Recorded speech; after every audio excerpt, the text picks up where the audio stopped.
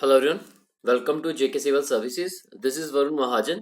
तो चलिए हम अपना मार्च मंथ का जो है वो करंट अफेयर जो है 1 घंटे में ख़त्म करने की कोशिश करते हैं।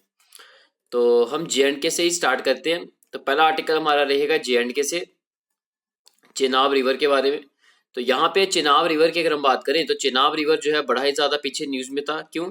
क्योंकि ये बोला जा रहा है कि चेनाब रिवर जो है उसकी एक ट्रिब्यूटरी है जिसका नाम है अंजी रिवर। इसी अंजी रिवर के ऊपर जो है एक रेलवे ब्रिज जो है वो बनाया जा रहा है। तो हम ये बोलेंगे कि हमारा ये पहला केबल स्टेट रेलवे ब्रिज है इंडिया का, जो कि अंजी रिवर के ऊपर बनाया जा रहा है। तो ये आप ये देख सकते हो, ये अंजी रिवर है जो कि ट्रिब्यूटरी है किसकी? चेनाब रिवर की। और इसके ऊपर यही केबल स्टेट रेलवे ब्रिज को बनाया जा रहा है। इंडिया का ये पहला हमारा केबल स्टेट रेलवे ब्रिज जो है बन जाता है, जिसको ये बोला जाए कब तक रेडी कर दिया जाएगा? मई 2023 तक इसको रेडी कर दिया जाएगा। तो आप ये देख सकते हैं, ये हमारी चेनाब रिवर आ गई, ये साथ इसकी एक ट्रिब्यूटरी आ गई। अब आपको पता है कोई भी ट्रिब्यूटरी जब मेन रिवर के अंदर गिरती है तो मेन रिवर का वॉल्यूम जो है पानी का वो क्या हो जाता है? इंक्रीज हो जाता है। तो यहाँ पे हम क्या बोलेंगे? चेनाब रिवर जो है उसका पानी जो है हमें बढ़ता हुआ नजर आ रहा है। एक होता है ट्रिब्यूटरी, एक होता है डिस्ट्रीब्यूटरी। ट्रिब्यूटरी तो ये होती है, अब डिस्ट्रीब्यूटरी होती है उससे क्या होता है? अब ये पानी है, ये पानी है, ये पानी जो है यहाँ से बाहर को गया, यहाँ से पानी जो है बाहर को गया, ये आपकी मेन रिवर है। ये आगे आपका ये डिस्ट्रीब्यूटरी हो गया। इससे क्या होगा? आगे जैसे रिवर जाती जाएगी यहाँ पे पानी जो है रिवर का मेन रिवर का वो जो है वॉल्यूम ऑफ वाटर वो कम हो जाएगा, क्योंकि पानी कुछ यहाँ चला गया, कुछ यहाँ चला गया। तो अब ये देख सकते, ये होता है हमारा डिस्ट्रीब्यूटरी। एक होता है ट्रिब्यूटरी, एक होता है डिस्ट्रीब्यूटरी। तो ये होता है जी, आपको बता दिया मैंने चेनाब रिवर जो है वो न्यूज में क्यों रही, इसके कारण रही है क्योंकि यहाँ पे हम बोलेंगे कि इंडिया का पहला केबल स्टेट रेलवे ब्रिज जो है बनाया गया अंजी रिवर के ऊपर। अच्छा जी, नेक्स्ट देख लेते हैं। नेक्स्ट आर्टिकल है हमारा एक्सरसाइज साइक्लोन के बारे में। तो एक्सरसाइज साइक्लोन की अगर हम बात करें तो हम ये बोलेंगे एक किस्म की क्या है? मिलिट्री एक्सरसाइज है। ये क्या है? किस्म की मिलिट्री एक्सरसाइज है। किसके बीच में होती है? इंडिया और इजिप्ट के बीच में होती है। और हम ये बोलेंगे कि इस एक्सरसाइज को करवाया कहाँ पे जा रहा है? राजस्थान में करवाया जा रहा है। कहाँ पे? जैसलमेर में। तो ये भी आप हल्का सा आइडिया रखो इसके बारे में। नेक्स्ट आता है जी बैंडीकूट के बारे में। तो बैंडीकूट के एक रोबोट है। तो अब यहाँ पे क्या किया जा रहा है? हम जनरली देखने को मिलता है जो हमारे सीवेजीज होते हैं इनको क्लीन किया जाता है या फिर मैन होल्स को क्लीन किया जाता है, उसमें ह्यूमन की इन्वॉल्वमेंट होती है। ह्यूमन जो है मैन होल्स या सीवेजीज को जो है वो क्लीन करते हैं। बट हमें ये चीज़ देखने को मिलती है, मतलब कि कई सारे ऐसे केसेस होते हैं कि ह्यूमन की जो जान तक जाती है, मतलब कि डेथ हो जाती है उसकी, जब वो सीवेजेस की क्लीनिंग करता है या फिर मैन होल्स की क्लीनिंग करता है। तो यहाँ पे हम क्या चाहते हैं? हम चाहते हैं कि अब ह्यूमन को जो हम रिप्लेस करना चाहते हैं, ह्यूमन को जो है वो सिक्योर बनाना चाहते हैं, सेफ रखना चाहते हैं, ताकि जो है इसकी जान वगैरह जो है वो यहाँ पे ना जाए। तो अब यहाँ पे यही चीज़ है कि हमने क्या किया? ह्यूमन को अब रिप्लेस कर दिया। ह्यूमन की जगह अब क्या किया जाएगा? रॉबोट का यूज़ किया जाएगा। जो रॉबोट को लॉन्च किया गया उस रॉबोट का नाम क्या है जी? बैंडीकूट। तो ये रोबोटिक टेक्नोलॉजी का यूज़ किया जाएगा। इस रोबोटिक टेक्नोलॉजी का ही यूज़ करके हम यही सीवेजेस को क्लीन करेंगे, मैन होल्स को क्लीन करेंगे। तो हम बोलेंगे कौन सी स्टेट हमारी इंडिया की बन जाती है पहली जिसने बैंडीकूट टाइप का रॉबोट जो है वो मतलब कि हम बोलेंगे उसने इंट्रोड्यूस हुआ है? Kerala state government. तो केरला स्टेट गवर्नमेंट हमारी पहली बन जाती है इंडिया की जिसने रॉबोट का यूज़ किया है। रॉबोट का यूज़ किया जाएगा और इसी रॉबोट की हेल्प से सीवेजेस की क्लीनिंग की जाएगी, मैन होल्स की यानी कि क्लीनिंग की जाएगी। तो यानी कि ह्यूमन को जो है वो रिप्लेस किया गया है रोबोटिक टेक्नोलॉजी के थ्रू।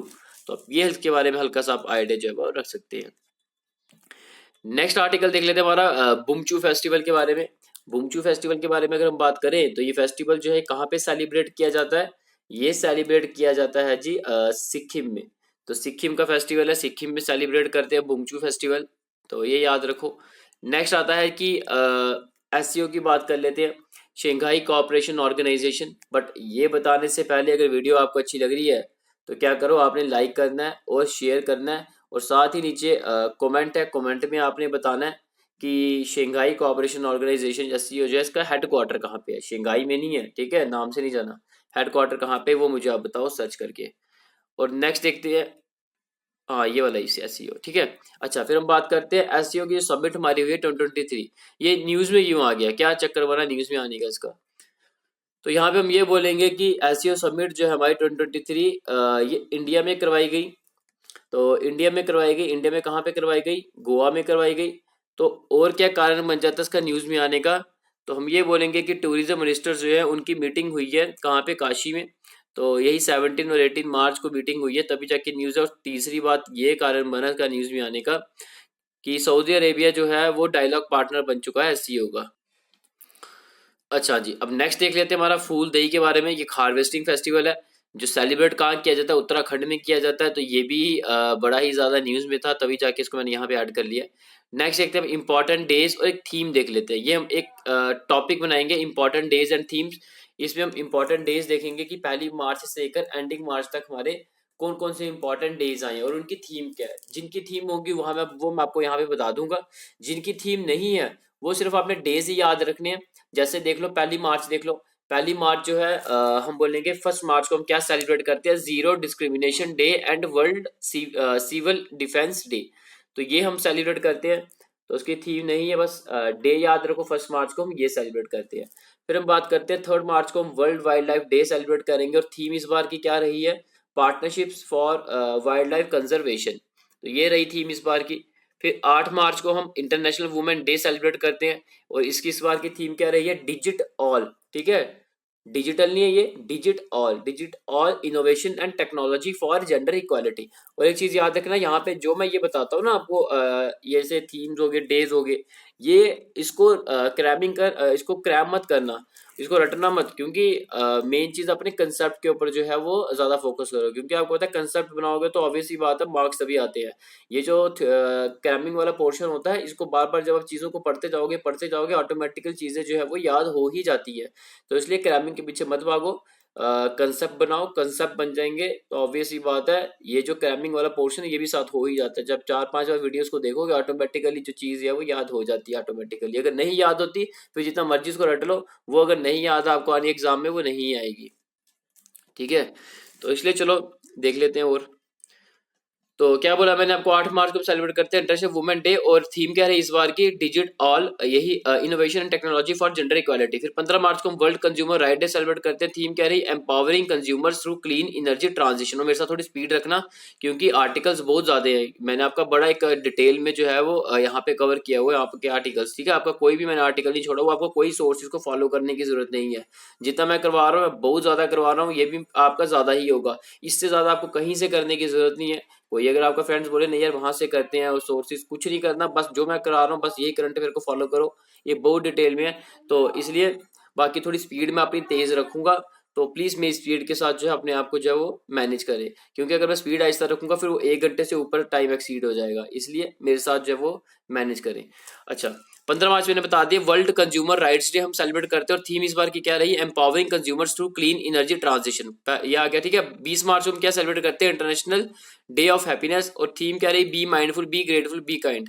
फिर हम बात करते हैं 20 मार्च को हम वर्ल्ड स्पैरो डे सेलिब्रेट करते हैं और थीम इस बार की क्या रही, आई लव स्पैरो। फिर हम बात करते हैं 21 मार्च को हम क्या सेलिब्रेट करते हैं, इंटरनेशनल फॉरेस्ट डे और थीम क्या रही इस बार की, फॉरेस्ट एंड हेल्थ। फिर 22 मार्च को हम वर्ल्ड वाटर डे सेलिब्रेट करते हैं, थीम क्या रही, एक्सेलरेटिंग चेंज। फिर हम बात करते हैं जी 23 मार्च को हम वर्ल्ड मेट्रोलॉजिकल डे हम सेलिब्रेट करते हैं और थीम क्या रही इस बार की, the future of weather climate and water across generation. फिर हम बात करते हैं 23 मार्च को हम शहीद दिवस सेलिब्रेट करते हैं या फिर हम बोले कि मार्टर्स डे करते हैं। तो इसमें क्या हुआ था, जनरली 23 मार्च 1931 को एग्जीक्यूशन की गई थी हमारे ग्रेटेस्ट हम बोलेंगे कि फ्रीडम फाइटर्स है, भगत सिंह जी, शिवराम राजगुरु जी और सुखदेव थापड़ जी।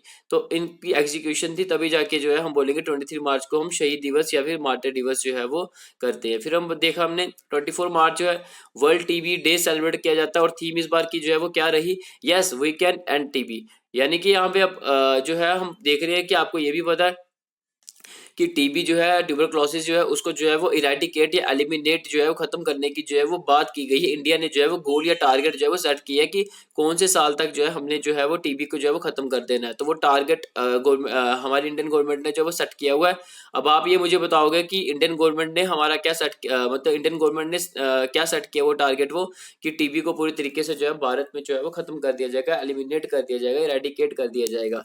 तो वो कब कर दिया जाएगा ये मुझे आप कमेंट बॉक्स में बताओगे, कमेंट बॉक्स में बताओगे। और वीडियो अच्छी लग रही तो लाइक कर दो और शेयर कर दो। ठीक है, तो अब एक चीज देखो, मैं यहाँ पे आपको कुछ क्वेश्चंस पूछूंगा और आप लोग, मैं देखता हूँ कि मेरी पिछली वीडियोस थी, आप लोग ना क्वेश्चंस में इन्वॉल्व नहीं होते। मैं आपको पहले भी यही चीज बोलता हूँ कि कोई पढ़ाता है ना टीचर, तो उसके जब कोई क्वेश्चन पूछता है वो देखा करो, सर्च मारा करो, थोड़ा देखा करो। उससे क्या होता है कि चीज़ें दो चार और देखने को मिलती हैं, और दो चार चीज़ें और देखोगे वो चीज़ ऑटोमेटिकली जो खुद सर्च मारी होंगी या देखी होंगी वो चीज़ें कभी भूलती नहीं, वो याद रहती हैं। और कोई भी चीज़ मैं आपको बोलता हूँ ना सर्च मारने के लिए, वो चीज़ इंपॉर्टेंट होती है, उसके चांसेस होते हैं एग्जाम में आने के। अगर आपका एक एग्जाम में नहीं वो आएगा, दूसरे एग्जाम जो दोगे, जेकेएस का दोगे, कोई भी एग्जाम आगे दोगे, उसमें वो आएंगे ही आएंगे, क्योंकि इंपॉर्टेंट क्वेश्चन होते हैं। मैं ऐसे क्वेश्चन ही आपको बताता हूँ, इंपॉर्टेंट क्वेश्चन ही बताता हूँ, ठीक है ना। तो अब यहाँ पे मैंने आपको क्या बताया कि टीबी बताना आपने मुझे कि इंडिया ने टारगेट सेट किया कि कब तक जो है टीबी को पूरी तरीके से एलिमिनेट या इरेडिकेट कर दिया जाएगा। पहला क्वेश्चन ये, दूसरा क्वेश्चन आपका ये अपकमिंग गोल्स बताने सारे जितने भी आएंगे अभी ये। इंडिया का एक और गोल इंडिया ने सेट किया, वो इंडिया ने एक और टारगेट बनाया हुआ कि हमने सस्टेनेबल डेवलपमेंट गोल एसडीजीज जो है उनको हमने अचीव करना है भारत में। तो वो कब हमने भारत में उनको अचीव करना है ये भी आप लोग मुझे बताओगे कमेंट बॉक्स में, और कितने सस्टेनेबल डेवलपमेंट गोल हो ये भी बता देना, ये आपको पता ही होगा। अच्छा, फिर उसके हम बात करते हैं कि इंडिया ने एक और गोल सेट किया कि रेबीज वगैरह जो है, रेबीज को हम क्या करेंगे, रेडिकेट करेंगे, एलिमिनेट करेंगे हमारे भारत से। तो कब तक रेबीज को जो है वो पूरी तरीके से जो है वो खत्म कर दिया जाएगा भारत से, ये भी एक टारगेट जो है गवर्नमेंट के द्वारा जो है वो सेट किया गया, ये भी बताओ। फिर हम देखते हैं इंडिया ने गोल सेट किया है कि मलेरिया जो है उसको पूरी तरीके से जो है वो एलिमिनेट कर दिया जाएगा, खत्म कर दिया जाएगा, ये भी कमेंट में बताओ। एड्स को पूरी तरीके से भारत में जो है वो खत्म कर दिया जाएगा, तो इंडिया ने ये भी गोल सेट किया, कब तक भारत में खत्म कर दिया जाएगा ये भी आप बताओ। फिर आ गया कि इंडिया ने गोल एक और सेट किया कि ब्लेंडिंग की जाएगी इथेनॉल की पेट्रोल के साथ बाय 20%। यानी कि हम हमें पता है कि 80% जो है वो पेट्रोल होगा, उसी 80% पेट्रोल में ब्लेंडिंग, ब्लेंडिंग का मतलब होता है मिक्सिंग करना। मतलब यहाँ पे 80% पेट्रोल है, उसमें 20% इथेनॉल जो है वो ऐड किया जाएगा, ठीक है। 80+20 कितना हो गया, 100% फ्यूल हो गया। यानी कि 80% पेट्रोल में 20% इथेनॉल की ब्लेंडिंग करेंगे, या फिर 20% इथेनॉल की मिक्सिंग करेंगे, मिक्सिंग करके एक नया फ्यूल हमारा बनता है। ऐसे करने की बात की गई है, ब्लेंडिंग करने की बात की गई है। तो ये इंडिया ने ये भी इंडियन गवर्नमेंट ने ये भी एक टारगेट सेट किया है, ये टारगेट को कब तक अचीव कर लिया जाएगा ये भी आज ही आपके लिए क्या क्वेश्चन, ये भी है आपके लिए क्वेश्चन, ये भी मुझे आप जो है सर्च करके बताओगे। फिर हम बात करते हैं इंडिया ने एक और गोल सेट किया, टारगेट सेट किया कि ये बड़ा इंपॉर्टेंट है। गवर्नमेंट ने एक और इंडियन गवर्नमेंट ने एक और टारगेट सेट किया है कि हमने जीरो एमिशन जो है, नेट जीरो एमिशन, तो ये टारगेट जो हमने अचीव करना है, ये गोल कब तक भारत ने अचीव करना है ये भी आप मुझे कमेंट बॉक्स में बताओगे। बड़ा इंपॉर्टेंट है, ये पूछा जा सकता है, आपका कोई भी एग्जाम होगा ये आपको पूछा जा सकता है। जो मैं पूछ रहा हूँ बताना मेरे को सारे क्वेश्चन, सब बच्चे इन्वॉल्व होंगे, ये नहीं 5-6 बच्चे सिर्फ इन्वॉल्व होते हैं वही सिर्फ आंसर्स देते हैं, ऐसे नहीं, सब बच्चे इन्वॉल्व होंगे जो देख रहे हैं। अच्छा, फिर हम बात करते हैं इंडिया लेकर गोल सेट किया है कि टैप ड्रिंकिंग वाटर कनेक्शन जो है वो प्रोवाइड किया जाएगा हर एक हाउस होल्ड के पास, ठीक है ना। मतलब कि टैप कनेक्शन होगा, लोगों के घरों में जो है वो नल वगैरह जो है वो लगाए जाएंगे, और उनको पानी जो सप्लाई किया जाएगा वो पीने लायक पानी होगा पानी, ठीक है ना। तो इसलिए इंडियन गवर्नमेंट ने ये भी एक टारगेट सेट किया, कब तक जो है ये टारगेट को अचीव कर लिया जाएगा इंडियन गवर्नमेंट के मतलब इंडिया में, तो ये भी आप मुझे जो है कमेंट बॉक्स में बताओगे। फिर देखते हैं इंडिया ने एक और टारगेट सेट किया कि हमारी जो रेलवेज है उनको पूरी तरीके से 100% जो है इलेक्ट्रीफाई किया जाएगा, ये कब तक कर दिया जाएगा ये भी आप मुझे बताओगे। फिर उसके बाद हम बात करते हैं कि हिमाचल प्रदेश गवर्नमेंट ने जो है वो टारगेट सेट किया है कि वो अपनी स्टेट को पूरी तरीके से जो है ग्रीन एनर्जी स्टेट जो है वो डिक्लेयर कर देंगे, बना देंगे। वो कब तक अपनी स्टेट को जो है वो ग्रीन एनर्जी स्टेट जो है वो बना देंगे। ग्रीन एनर्जी स्टेट का मतलब ये हुआ कि मतलब कि वो क्लीन एनर्जी की बात कर रहे हैं, वो ग्रीन एनर्जी की बात कर रहे हैं, वो इन्वायरमेंट को जो है प्रोटेक्ट करने की बात कर रहे हैं, इन्वायरमेंट को क्लीन रखने की बात कर रहे हैं, इन्वायरमेंट को ग्रीन रखने की बात कर रहे हैं, ठीक है ना। तो इसलिए हिमाचल प्रदेश गवर्नमेंट ने जो है वो टारगेट सेट किया, गोल सेट किया कि वो अपनी स्टेट को ग्रीन एनर्जी स्टेट जो है वो डिक्लेयर कर देगी, कब तक कर देगी ये भी आप मुझे साल बताओगे। फिर इंडिया ने एक और बैन लगा दिया कि सिंगल यूज प्लास्टिक जो है उसका यूज नहीं किया जाएगा, कब से बैन लगाया हुआ है इंडिया ने, कब से कंटिन्यू चल रहा है ये भी आप मुझे कमेंट में बताओगे। तो बस वही चीज़ बोली, जो मैं क्वेश्चन पूछ रहा हूँ प्लीज कमेंट बॉक्स में सारे उसके आंसर्स देना, बड़े इंपॉर्टेंट क्वेश्चन है, एक एग्जाम में नहीं तो आपके आने वाले कई सारे एग्जामों में ये क्वेश्चन जो है पूछने के चांसेस बहुत ज्यादा हैं।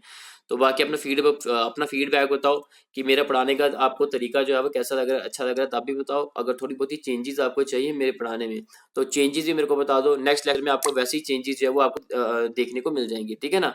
तो इससे थोड़ा फीडबैक दिया करो, इससे हमें भी पता चलता है हम कैसा पढ़ा रहे हैं। अगर अच्छा पढ़ा रहे हैं तब भी बताओ, अगर थोड़ी बहुत ही आपको चेंजेस चाहिए बीच में तो उसके बारे में भी बताओ, नेक्स्ट लेक्चर से आपको वैसी चेंजेस जो है वो देखने को मिल जाएंगी। अच्छा, बाकी वीडियो अच्छी लगी तो आप लोगों ने क्या करना चाहिए, वीडियो को लाइक करना, वीडियो कंप्लीट होने के बाद वीडियो को शेयर कर देना। क्यों? क्योंकि शेयरिंग जो होती है वो केयरिंग होती है, अगर आप शेयर कर रहे हो मतलब किसी की जो है वो केयर कर रहे हो। अच्छा, 30 मार्च को देख लेते हैं, international day of zero waste हम सेलिब्रेट करते हैं। थीम क्या रही जी इस बार की, achieving sustainable and environmentally sound practices of minimising and managing waste. इतनी लंबी ये थीम है तो याद नहीं करना, पढ़ते जाओ उसको, बार बार याद हो जाएगा ऑटोमेटिकली, ठीक है। तो ये याद रखो। फिर हम बात करते हैं जी, यहाँ से अब आपका ये वाला इंपॉर्टेंट डेज एंड थीम वाला जो है टॉपिक कंप्लीट होता है। नेक्स्ट टॉपिक स्टार्ट करते हैं, हमारा क्या है, नेक्स्ट आर्टिकल हमारा 100% रेलवे इलेक्ट्रिफिकेशन की बात की गई है। तो यहाँ पे यही बोला गया कि सेंट्रल रेलवे जो है हमारी वो पहली रेलवेज बन जाती है। तो जिसने टारगेट को अचीव कर लिया, वो टारगेट क्या अचीव किया, उसने पूरे तरीके से 100% रेलवे इलेक्ट्रिफिकेशन जो है वो कर दी। अपनी जो ब्रॉड ब्रॉड गॉज रूट्स होते हैं, ठीक है, वहाँ पे पूरी तरीके से हम बोलेंगे कि 100% रेलवे की इलेक्ट्रिफिकेशन जो है वो कर दी गई है। तो आप ये देख सकते हो कि हमारे गॉज क्या होता है, एक गॉज होता है हमारा ब्रॉड गॉज, एक नैरो गॉज, एक मीटर गॉज। ब्रॉड गॉज होता है, उसमें क्या होता है कि दो ट्रैक के बीच का जो डिस्टेंस होता है, तो दो ट्रैक का डिस्टेंस 1676 होता है, और इसमें जो होता है वो 762 होता है, और इसमें जो है 1000 होता है। ठीक है, तो ये आप हल्का सा इसके बारे में जो वो आइडिया जो है वो रख सकते हो। नेक्स्ट देख लेते हैं हमारा धोनी पोलो एयरपोर्ट के बारे में। धोनी पोलो एयरपोर्ट की मैं बात करूँ तो रिसेंटली बड़ा ही ज्यादा न्यूज में था। तो ये एयरपोर्ट जो है कहाँ का, ये अरुणाचल प्रदेश का। अरुणाचल प्रदेश अगर हम बात करें पर्टिकुलर तो ईटानगर।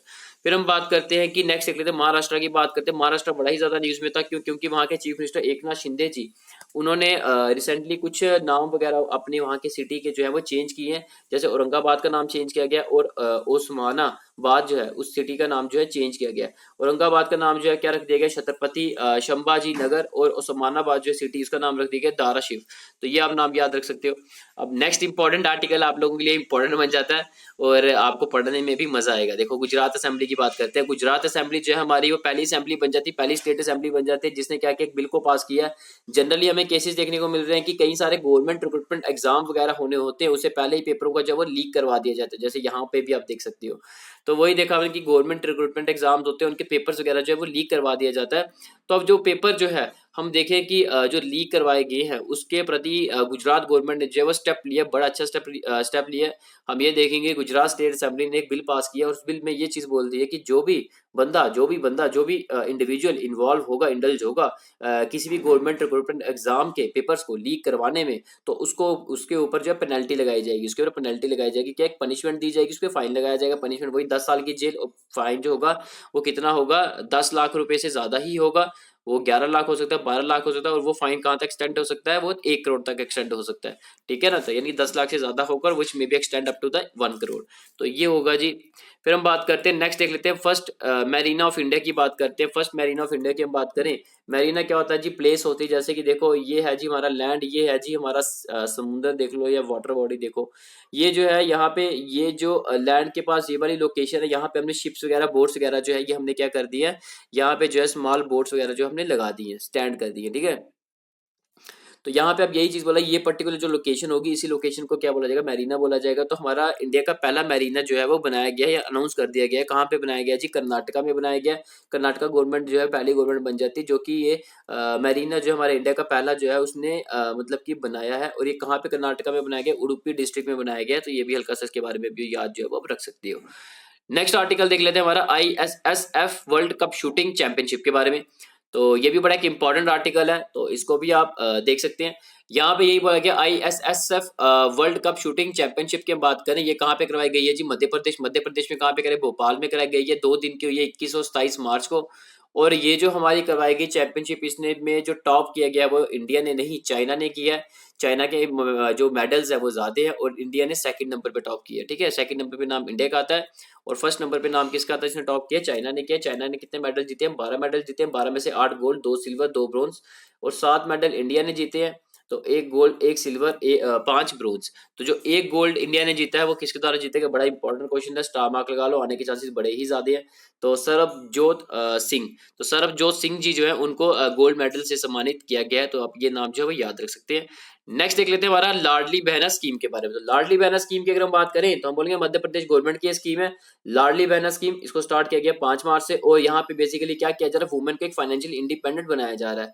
ठीक है ना, वुमेन एक फाइनेंशियल इंडिपेंडेंट होना चाहिए, जो कि एक अच्छी बात है। तो यहाँ पे बड़ा अच्छा स्टेप लिया गया मध्य प्रदेश गवर्नमेंट के द्वारा, लाडली बहना स्कीम लाके वुमेन को फाइनेंशियल इंडिपेंडेंट बनाया जा रहा है। फ्रॉम द 5 मार्च से इस स्कीम को जो है वो लाया गया है। तो यहाँ पे वुमेन को फाइनेंशियल इंडिपेंडेंट बनाया जाएगा, मतलब कि उसको 1000 रुपया 1 महीने का जो है वो दिया जाएगा। उसके लिए कुछ एलिजिबिलिटी होगी, वो एलिजिबिलिटी क्या होगी वो जानना इंपॉर्टेंट नहीं है हमारे लिए। तो जो उस कंडीशन के अंदर वुमेन आएगी तो उसको जो है 1000 रुपया जो है महीने का जो है वो दिया जाएगा, ताकि हम वुमेन को जो है वो एक फाइनेंशियल इंडिपेंडेंट बना रहे हैं। ठीक है, अच्छा जी। नेक्स्ट आर्टिकल देख लेते हैं हमारा माऊगंज के बारे में। माऊगंज बड़ा ही ज्यादा न्यूज में था। तो हम ये बोलेंगे अभी तक हमारी मध्य प्रदेश की जो है वो कितनी स्टेट्स कितनी डिस्ट्रिक्ट हुआ करती थी, 52 डिस्ट्रिक्ट हुआ करती थी हमारी मध्य प्रदेश की। अभी ये बोला जा रहा है कि 52 के साथ हम ये बोलेंगे कि एक नई डिस्ट्रिक्ट जो है वो ऐड की गई है, किसकी, मध्य प्रदेश की। जो एक डिस्ट्रिक्ट ऐड की गई है वो है माऊगंज। तो माऊगंज के ऐड करने से हमारी अभी तक मध्य प्रदेश की कितनी डिस्ट्रिक्ट हो जाती है, 53 डिस्ट्रिक्ट हो जाती है। तो ये याद कर सकते हो कि 53rd डिस्ट्रिक्ट जो है वो कौन सी ऐड की गई है मध्य प्रदेश में, वो है माऊगंज। तो हम ये बोलेंगे कि माऊगंज जो है वो पहले क्या हुआ करती थी, पहले जो है एक तहसील हुआ करती थी, रेवा डिस्ट्रिक्ट है उसकी एक तहसील हुआ करती थी। अब इसी माऊगंज को हमने जो है वो एज ए डिस्ट्रिक्ट के तौर पे जो है वो हमने ऐड कर दिया मध्य प्रदेश में। तो अब ये 53rd डिस्ट्रिक्ट हमारी बन जाती है, जो मध्य प्रदेश की बन जाएगी। और माऊगंज की अगर हम बात करें तो हम ये बोलेंगे कि माऊगंज का खुद के ही अपने जो है वो चार जो है वो तहसील है। एक तो खुद का आ गया माऊगंज, दूसरा हनुमान, तीसरा जो है ये नीलगढ़ी और देवतालाब। तो देख लो ये हमारे कुछ देखने को मिल सकती है, चार तहसील्स वगैरह उनकी इसके अंदर आती है माऊगंज के अंदर। तो हम बात करते हैं कि ये जो तहसील्स हैं हम बोले कि इनमें पॉपुलेशन जो है वो मोर देन 6 लाख है। ठीक है, तो ये भी आप हल्का सा आइडिया रखो। नेक्स्ट आर्टिकल देख लेते हैं, हमारा वुमेन वर्ल्ड चैंपियनशिप 2023 की बात करते हैं। तो ये भी रिसेंटली हमारी वुमेन वर्ल्ड चैंपियनशिप 2023 देखी गई। तो यहाँ पे यही बोला गया कि हमारी इंडियन वुमेन बॉक्सर्स जो बड़ा ही ज्यादा जो है वो न्यूज में रहती हैं। यही देखा आपने, निखत जरीन और लवलीना बोर्गोहेन। तो ये आप नाम याद रख सकते हैं। इनको ये इन्होंने जो है वो गोल्ड मेडल जो है इस चैंपियनशिप में जो है वो जीता है। अच्छा जी, नेक्स्ट आर्टिकल देख लेते हैं। आपको पता है इस बार हमारे वुमेन प्रीमियर लीग जो है वो देखने को मिली। ठीक है, वुमेन प्रीमियर लीग देखने को, वुमेन भी हमें जो है क्रिकेट्स में देखने को मिली। तो हम यहाँ पे देखेंगे कि यहाँ पे फाइनल जो है वो किसके बीच में होता है, मुंबई इंडियंस और दिल्ली कैपिटल्स के बीच में। तो जीता कौन, मुंबई इंडियंस जीती कितनी विकेटों से, 7 विकेटों से जीती। और कहाँ पे फाइनल मैच हुआ, मुंबई में कहाँ पे, बाबन स्टेडियम में। ठीक है, तो ये जो है आप देख सकते हो। फिर हम बात करते हैं कि प्लेयर ऑफ द सीरीज जो है इसका खिताब भी दिया गया, किसको दिया गया, मुंबई इंडियंस जो है उसी के ही प्लेयर को दिया गया, हैले मैथ्यूज उनको दिया गया। और एक होती है जी आपकी पर्पल कैप, एक होती है जी आपकी ऑरेंज कैप। पर्पल कैप उसको दी जाती है जो सबसे ज्यादा विकेटें जो है वो लेता है, और ऑरेंज कैप उसको दी जाती है सबसे ज्यादा स्कोर वगैरह जो है वो बनाता है। तो यहाँ पे वही हुआ कि मुंबई इंडियंस के जो प्लेयर है जिनका नाम है हैले मैथ्यूज, इनको पर्पल कैप से सम्मानित किया गया, यानी कि इन्होंने सबसे ज्यादा विकेटें जो है वो ली हुई थी, इसलिए इनको पर्पल कैप दी। और मैग लैनिंग जो है, ठीक है, उनको ऑरेंज कैप दी। ठीक है, तो हम ये बोलेंगे कि दिल्ली कैपिटल से है ये, और ये है कि मतलब कि इन्होंने ज्यादा स्कोर बनाए थे, तभी इनको ऑरेंज कैप से जो है वो सम्मानित जो है वो किया गया। नेक्स्ट आर्टिकल देख लेते हैं, ए यू के यू एस आउकुस। तो यहाँ पे ए यू के यू एस की अगर हम बात करें तो यहाँ पे ए से आया था जी आप हमारा ऑस्ट्रेलिया, और यूके से आया था जी हमारा यूनाइटेड किंगडम, और यूएस से आया था जी हमारा यूनाइटेड स्टेट्स। तो यहाँ पे ये बोलेंगे यूके और यूएस जो है इन्होंने प्लानिंग की, और प्लानिंग क्या की है, प्लानिंग ये की गई है कि ऑस्ट्रेलिया को जो है वो आर्म्ड वेपन्स और न्यूक्लियर पावर्ड सबमरीन्स वगैरह जो है वो प्रोवाइड की जाएंगी। क्योंकि हमें देखने को मिलता है, ये है जी हमारा प्यारा भारत, ये है जी ऑस्ट्रेलिया, ठीक है, ये है जी पैसिफिक ओशन पूरा। और यहाँ पे अगर हम बात करें, यहाँ पे चाइना का दबदबाव जो है वो बनता जाता है। तो इसलिए इनको जो है काउंटर करना है चाइना को। तो काउंटर करने के लिए हमारे पास वेपन्स होने चाहिए, अच्छे अच्छे वेपन्स होने चाहिए। तो इसलिए ऑस्ट्रेलिया जो है उसको यूनाइटेड स्टेट्स और यूनाइटेड किंगडम के द्वारा जो है वो आर्म्ड वेपन्स और न्यूक्लियर पावर्ड सबमरीन्स होते हैं, जो कि समुद्र के पानी के अंदर जो है वो चलती है। ठीक है ना, तो आप देख सकते हैं पिक्चर्स की, देख लो पिक्चर से आपको थोड़ा आइडिया मिल जाएगा। तो फिर हम बात करते हैं कि यहाँ पे आर्म्ड वेपन्स और न्यूक्लियर पावर्ड सबमरीन्स वगैरह जो है वो प्रोवाइड की जा रही है ऑस्ट्रेलिया को। तो यहाँ पे मतलब कि बोला जा रहा है कि 2030 तक जो है ये सारी चीजें जो है वो दे दी जाएंगी। इसमें क्या किया जाएगा, चाइना को बेसिकली काउंटर करने की बात की जा रही है। जो इंडो पैसिफिक रीजन है, यहाँ पे चाइना का बड़ा ही ज्यादा जो है दबदबाव है, तो उसके दबदबाव को जो है वो काउंटर करना, ताकि वो अपना ज्यादा प्रेजेंस वगैरह जो है वो ना कर दे यही इंडो पैसिफिक रीजन में। फिर हम बात करते हैं, बेसिकली हम इंडो पैसिफिक रीजन जो है इसको मोर सिक्योर एंड सेफ जो है वो बनाना चाहते हैं, तभी ये एक्शन जो है वो लिया गया यूएस और यूके के द्वारा, जिसमें क्या होगा जी, ये न्यूक्लियर पावर सबमरीन्स और आर्म्ड वेपन्स जो है वो प्रोवाइड कर दिए जाएंगे ऑस्ट्रेलिया को। कब तक कर दिए जाएंगे, 2030 के आने से पहले पहले ही कर दिए जाएंगे। ठीक है, देखो नेक्स्ट आर्टिकल देख लेते हैं, हमारा डेनमार्क की बात करते हैं। तो डेनमार्क की अगर हम बात करें, डेनमार्क बड़ा ज्यादा न्यूज में था, क्योंकि डेनमार्क पहली कंट्री बन जाती है जो कार्बन डाइऑक्साइड का जो इंपोर्ट करेगी, और इंपोर्ट करके उसको सी के अंदर जो है बेड में वहां पे जाके जो है वो बरी कर देगी। ठीक है, तो आप ये भी इसके बारे में जो है वो हल्का सा आइडिया रख सकते हो। नेक्स्ट देखते हैं जी, नेक्स्ट आर्टिकल हमारा, अब ये नाम को आप अपने हिसाब से ही कर लो क्या लिखा हुआ है। ठीक है, अब यहाँ पे मैं बोलूंगा तो उसको ली कियांग बोलूंगा, तो अपने हिसाब से देख लो उसको क्या बोलते हैं। ठीक है, तो ली कियांग जो एक पर्सनैलिटी है कहाँ के, चाइना के, जो कि नए प्राइम मिनिस्टर जो इनको अपॉइंट किया गया है तो नाम याद रखो ली कियांग जो है या ली जियांग। तो अब ये नाम याद रखो कि ली कियांग जो है ये नए प्राइम मिनिस्टर को अपॉइंट किया गया चाइना के, तो आप इनका नाम याद रख सकते हो। नेक्स्ट आता है रामचंद्र जी, ये नए प्रेसिडेंट जो है नेपाल के, इनको अपॉइंट किया गया, इनका नाम याद रखो। फिर नेक्स्ट आता है साइक्लोन फ्रेडी के बारे में। तो साइक्लोन फ्रेडी क्या है, हम ये बोलेंगे कि अफ्रीकन नेशंस को इस साइक्लोन ने जो है वो हिट किया है। ठीक है, अफ्रीकन नेशंस को इस साइक्लोन ने जो है वो हिट किया। अफ्रीकन नेशंस कौन से हैं, मालवी और हम बात करें कि मोजम्बिक। ठीक है, तो ये कंट्रीज को जो है वो हिट किया गया इस साइक्लोन के द्वारा, और ये बोला जा रहा है कि कई सारे लोगों की जान गई है, मोर देन 100 पीपल जो है वो मारे गए हैं। तो हमें पता है जब साइक्लोन आता है साथ अपने टॉरेंशियल रेनफॉल भी लेकर आता है। अब देखो जैसे कि हम बात करें, ये है जी हमारा समुंदर और ये है जी लैंड। तो होता क्या है यहाँ पे साइक्लोन समुद्र में जो है यहाँ पे ओरिजिनेट करता है। ओरिजिनेट करके ऑब्वियसली बात है जब ये विंड चलेगी, विंड के साथ जो है ये मूवमेंट करता है इसका, ठीक है, मूव करेगा इस तरफ, मूव करेगा तो ऑब्वियसली बात है जब ये मूव करेगा तो मॉइस्चर वगैरह जितना भी होगा ये समुद्र से वो जितना पिकअप कर सकता है, जितनी कैपेसिटी कैपेबिलिटी है ये मॉइस्चर को पिकअप करता है। पिकअप करके जैसे लैंड पे आता है तो आपको पता है यहाँ से लैंड पे आएगा तो यहाँ पे क्या होगा, कंडेंसेशन होगी। कंडेंसेशन होके वही देखा हमने कि वाटर ड्रॉपलेट्स जो है वो गिरते हैं in the form of the rainfall, और वो जो रेनफॉल की फॉर्म में गिरेंगे वो बड़े हैवी रेनफॉल होगी या फिर टॉरेंशियल रेनफॉल उसको बोल सकते हो। उससे कई सारे फ्लड्स वगैरह आते हैं, तो हम बोलेंगे कि गड्ढों में पानी जो है वो भर जाता है। तो अब ये देख सकते हो कि यहाँ पे जो है वो लोगों की जो है वो जानें भी जा सकती हैं, और हम बोलते हैं कि प्रॉपर्टी का लॉस भी जो है वो देखने को मिलता है। तो ये जनरली देखने को मिलता है कि जब साइक्लोन आएगा तो ऑब्वियसली बात साथ वो टॉरेंशियल रेनफॉल भी जो है वो लेकर आएगा ही आएगा। अच्छा, फिर हम बात करते हैं जी नेक्स्ट आर्टिकल हमारा रायसेना डायलॉग के बारे में। तो फ्लैगशिप कॉन्फ्रेंस हुई है, ये कॉन्फ्रेंस जो हम बोलते हैं किसके ऊपर की जाती है, डायलॉग किस चीज के ऊपर होता है, हम बोलेंगे यही जियो पॉलिटिक्स और जियो स्ट्रेटेजी है उसके ऊपर होगा। और इंडिया में रायसेना डायलॉग देखने को मिला, ऑर्गेनाइज किसने किया, मिनिस्ट्री ऑफ एक्सटर्नल अफेयर, और उसको कोलैबोरेशन किसने किसका कोलैबोरेट करके किया, ये मिनिस्ट्री ऑफ एक्सटर्नल अफेयर ने कोलैबोरेट किया ऑब्जर्वर रिसर्च फाउंडेशन के साथ मिलकर। और थीम क्या रही जी इस बार की, provocation, uncertainty, turbulence, light house in the Tempest. तो ये आप इसकी थीम याद रख सकते हो। चीफ गेस्ट जो है इस बार इस डायलॉग में किसको बुलाया गया, इटली की पहली वुमेन प्राइम मिनिस्टर है, उनको एज ए चीफ गेस्ट के तौर पे जो है वो बुलाया गया, जिनका नाम क्या है, जॉर्जिया मेलोनी। तो ये आप हल्का सा आइडिया इसके बारे में जो है वो आप रख सकते हो। नेक्स्ट देख लेते हैं जी हमारा आईपीएल के बारे में। तो यहाँ पे ये बोले आईपीएल सीजन 2023 देखने को मिला। तो यहाँ पे यही देखा गया कि बीसीसीआई ने क्या किया जी, अपना पार्टनर जो है वो एक साइन किया है, नाम याद है, न्यूट्रिशन कंपनी है हर्बल लाइफ न्यूट्रिशन लिमिटेड। तो इसको जो है वो साइन किया गया है। तो ये भी आप हल्का सा जो है वो आइडिया जो है वो रख सकते हो।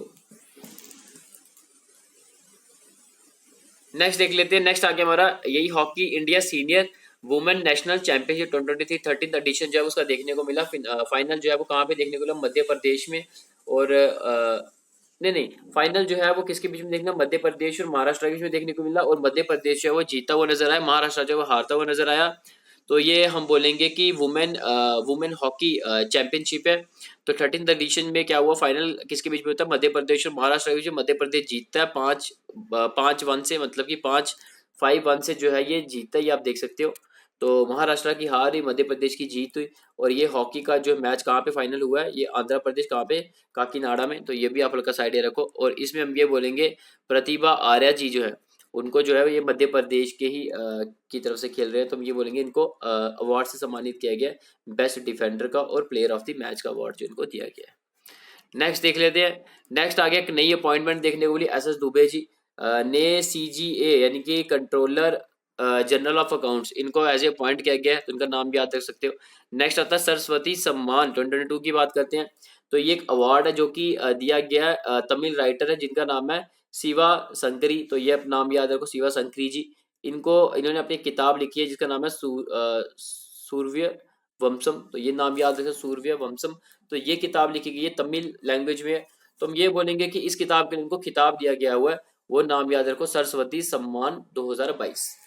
नेक्स्ट देख लेते हैं हमारा व्यास सम्मान 2022 की बात करते हैं। तो हम ये बोलेंगे कि डॉक्टर ज्ञान चतुर्वेदी जी, तो हिंदी राइटर है, इन्होंने नॉवल लिखी है पागल खाना। तो इनको व्यास सम्मान जो है उससे सम्मानित किया गया, ये भी आप हल्का सा आइडिया जो है वो रख सकते हो। एम की बात करते हैं, एम हो गया हमारा अटल इनोवेशन मिशन। इन्होंने लॉन्च की है stories of change series of capturing journey of 15 change makers from grass root. मतलब यहाँ पे इन्होंने स्टोरीज वगैरह बताई है उन सारे एंटरप्रेन्योर्स की, ऐसे 15 हमारे एंटरप्रेन्योर्स हैं जिन्होंने जो अपने फील्ड में बड़ा ज्यादा काम किया। पहले वो जीरो हुआ करते थे, ग्रास रूट से उन्होंने बिल्कुल अपनी शुरुआत की है, आज वो हीरो बन चुके हैं। तो यहाँ पे अटल इनोवेशन जो है वो एक किस्म के आप ये देख सकते हो कि एक लोगों में जो है मोटिवेशन डेवलप कर रहा है, ताकि लोग जो है वो आगे आए, नए नए स्टार्टअप्स वगैरह लेकर आए, आइडियाज लेकर आए, उनमें काम करें। तो यहाँ पे वही चीज़ है कि मतलब कि यहाँ पे वही बताया है कि 15 ऐसे चेंज मेकर्स, 15 ऐसे एंटरप्रेन्योर्स जिनकी लाइफ जो है बिल्कुल जीरो से उन्होंने स्टार्ट किया था, बिल्कुल ग्रास रूट से स्टार्ट किया था, और आज जो है वो उनकी लाइफ बिल्कुल ही चेंज होती हुई हमें दिख रही है। तो उसी के बारे में अटल इनोवेशन ने ये स्टोरी को जो है वो लॉन्च किया है। तो आप हल्का सा इसके बारे में आइडिया जो है वो रख सकते हो। नेक्स्ट देखते हैं हम थंथाई परियार वाइल्ड लाइफ सेंचुरी की बात करते हैं। तो तमिलनाडु ने गवर्नमेंट ने डिक्लेयर कर दिया अपनी 18वीं वाइल्ड लाइफ सेंचुरी, जिसका नाम क्या है, थंथाई परियार वाइल्ड लाइफ सेंचुरी। और अब आप लोगों के लिए क्या बच जाता है जी, एक क्वेश्चन बच जाता है। क्वेश्चन मेरे को बताओ कि एक वाइल्ड लाइफ सेंचुरी होती है, एक होता है जी नेशनल पार्क। ठीक है, क्या डिफरेंस है इन दो में, ये मुझे आप नीचे कमेंट में बताओ। अच्छा जी, फिर उसके बाद हम बात करते हैं कि इंटरनेशनल इंटेलेक्चुअल प्रॉपर्टी इंडेक्स की बात करते हैं। तो ये जो इंडेक्स निकाला गया, इसमें हम ये बोलेंगे इंडिया का रैंक जो है वो 42nd आता है। और फर्स्ट जो रैंक इसका है यूएसए का है, सेकंड जो है वो यूके का है, थर्ड जो है फ्रांस का है, और इंडिया का जो है 42nd आता है। और इसको इंडेक्स को रिलीज कौन करता है, पब्लिश कौन करता है, यही देखा यूएस चैम्बर ऑफ कॉमर्स करता है। फिर हम बात करते हैं कि नेक्स्ट देखते हैं वर्ल्ड हैप्पीनेस इंडेक्स की बात करते हैं। यहाँ पे हम देखें कौन सा देश जो है सबसे ज्यादा खुशहाल है। ठीक है, तो फिनलैंड जो है हम बोलेंगे कि कॉन्टिन्यूसली हम बात करें कि 6वीं बार लगातार हम बोलेंगे फिनलैंड ने इस इंडेक्स में जो है वो टॉप किया है, हैप्पीएस्ट नेशन के तौर पे देखने को मिला। और इंडिया का रैंक कितना है, 126 रैंक है। 146 कंट्रीज को जो है वो एनालाइज किया गया, और उसमें 126 जो है वो रैंक आया इंडिया का। फिनलैंड ने टॉप किया, first rank. Second Denmark, third जो है वो आइसलैंड, फिर उसके इसराइल, फिर उसके बाद देखा नीदरलैंड्स। तो ये आप जो है वो नाम जो है वो ये याद रख सकते हो। वर्स्ट कंट्री कौन सी, जो जो सबसे ज्यादा अनहैप्पी है, जहाँ पे मतलब जो खुश नहीं है, तो सबसे अनहैप्पी जो कंट्री निकल के लास्ट रैंक किसका निकल गया है, अफगानिस्तान का। तो वर्स्ट परफॉर्मेंस देखने को मिली। तो अब ये देख सकते हो। अब इसको रिलीज या पब्लिश किसके द्वारा किया जाता है, यूएनएसडीएसएन के द्वारा, United nation sustainable development solution network के द्वारा इसको पब्लिश या फिर रिलीज किया जाता है। नेक्स्ट देख लेते हैं governor of the year award का। तो यहाँ पे ये बोला गया आरबीआई गवर्नर जो है हमारे शक्तिकांत दास जी, इनको गवर्नर ऑफ द ईयर का अवार्ड जो है वो दिया गया है। तो ये किसके द्वारा दिया गया, सेंट्रल बैंकिंग के द्वारा जो है वो दिया गया है। तो ये भी आप हल्का सा जो है वो याद रख सकते हैं। तो नेक्स्ट देख लेते हैं वंदे भारत एक्सप्रेस ट्रेन जो है वो न्यूज में रही, सुरेखा यादव जी एशिया की पहली वुमेन लोको पायलट जो है वो बन गई है। तो और साथ में हम ये भी बोलेंगे कि पहली फीमेल बन जाती है जिन्होंने ऑपरेट किया है वंदे भारत एक्सप्रेस ट्रेन को। तो ये भी आप हल्का सा आइडिया रख सकते हो। नेक्स्ट देखते हैं क्रिकेट स्टेडियम की बात कर लेते हैं। तो न्यूज में हमारा ये वर्ल्ड लार्जेस्ट क्रिकेट स्टेडियम जो है वो देखने को मिला। तो ये आप देख सकते हो नरेंद्र मोदी स्टेडियम। ये मुझे आप लोगों ने कमेंट में बताना कि नरेंद्र मोदी स्टेडियम जो है वो कहाँ पे लोकेटेड है हमारा। तो ये वर्ल्ड का लार्जेस्ट क्रिकेट स्टेडियम है। ये मुझे आप कमेंट में बताओ ये है कहाँ पे लोकेटेड, ये मुझे आप कमेंट में बताओगे।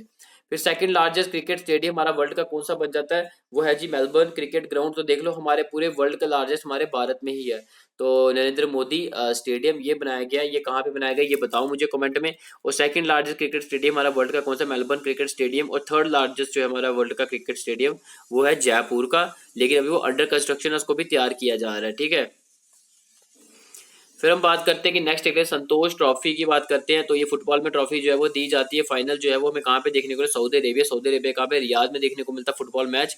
और रियाद में हम बोले कहाँ पे, यही किंग फाहद इंटरनेशनल स्टेडियम, यहाँ पे कर्नाटका और मेघालय के बीच में जो है वो फाइनल मैच हुआ। और जीता किसने, कर्नाटका ने, हारा किसने, मेघालय ने। तो कर्नाटका जीता 3-2 से। तो ये भी इसके बारे में हल्का सा आइडिया जो आप रख सकते हो। नेक्स्ट देख लेते हैं कॉमनवेल्थ गेम्स 2022 की। वो न्यूज में क्यों है, क्योंकि हमें पता है कॉमनवेल्थ गेम विनर जो है हमारे सात्विक रंकी रेड्डी जी। तो इन्होंने जो है वो गोल्ड मेडल जो है वो जीता है। तो फिर हम बात करें चिराग शेट्टी जी। तो हम बोलेंगे ये जो है हमारे कॉमनवेल्थ गेम विनर्स हैं। तो इन्होंने जो है वो गोल्ड मेडल वगैरह जीता। इन्होंने अब रिसेंटली जो है स्विस ओपन डबल टाइटल जो है बैडमिंटन में वो भी इन्होंने जीता है। तो ये भी आप इनके बारे में नाम जब याद रख सकते हो।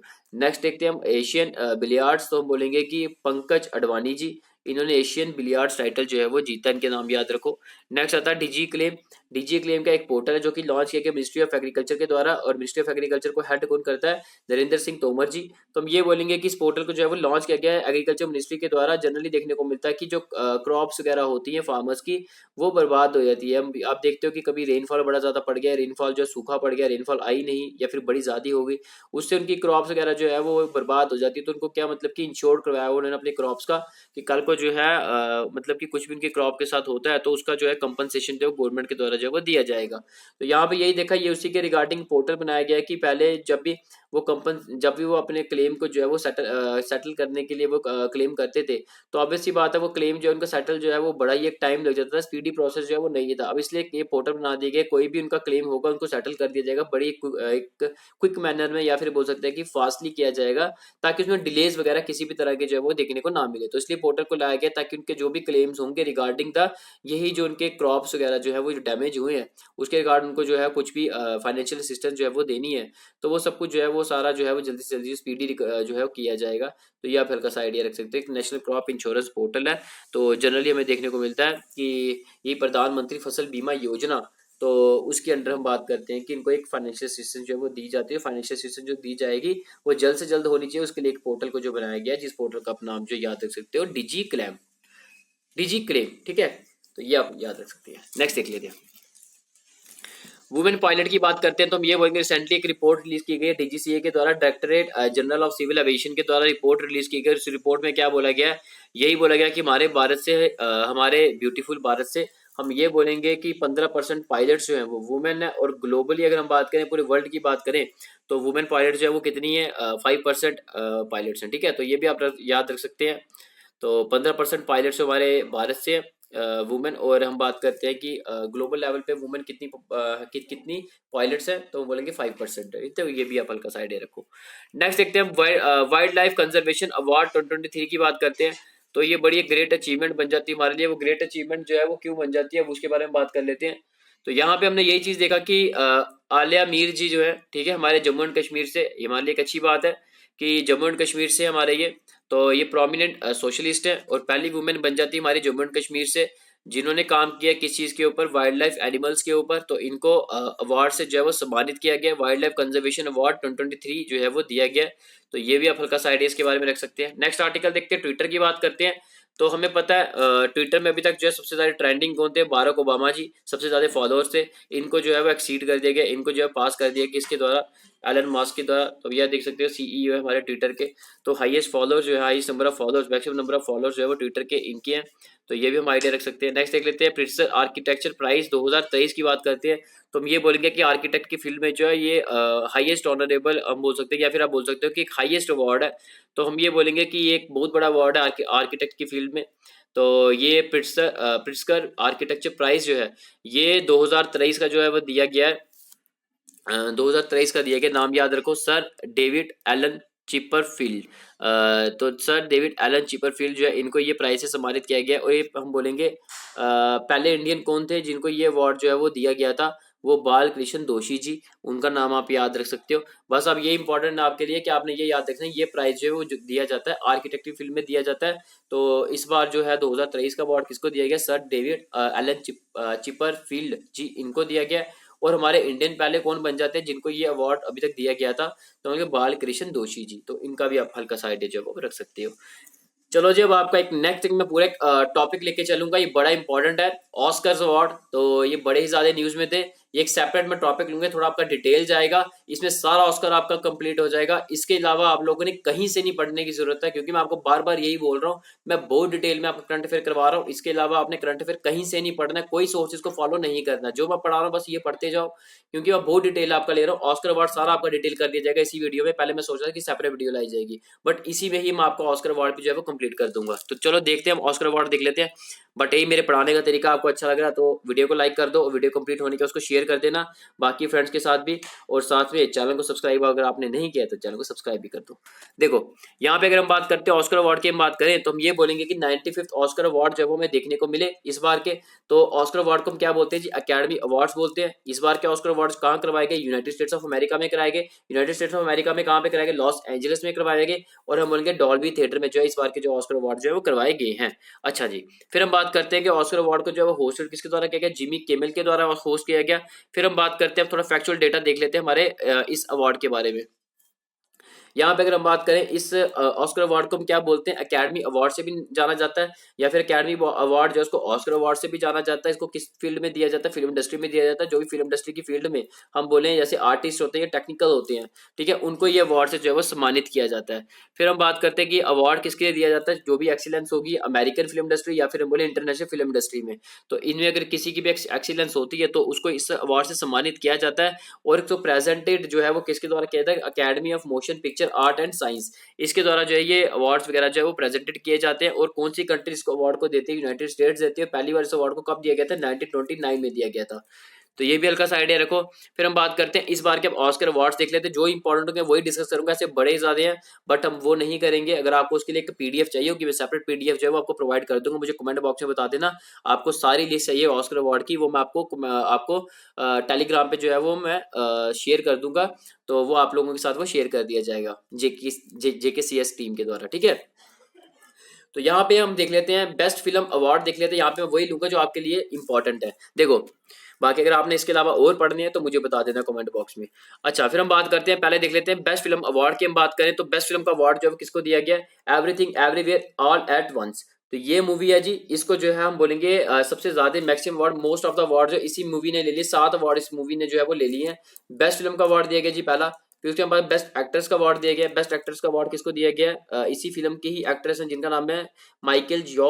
और उसके बाद फिर हम बात करते हैं बेस्ट डायरेक्टर का अवार्ड किसको दिया गया, डैनियल क्वान और डैनियल शिन। तो अपने हिसाब से इसको पढ़ दो आप, ठीक है, तो टिपिकल नाम है बड़े।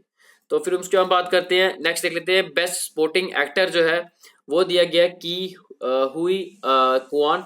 तो उसका बेस्ट सपोर्टिंग एक्ट्रेस जो है वो जेमी ली कर्टिस।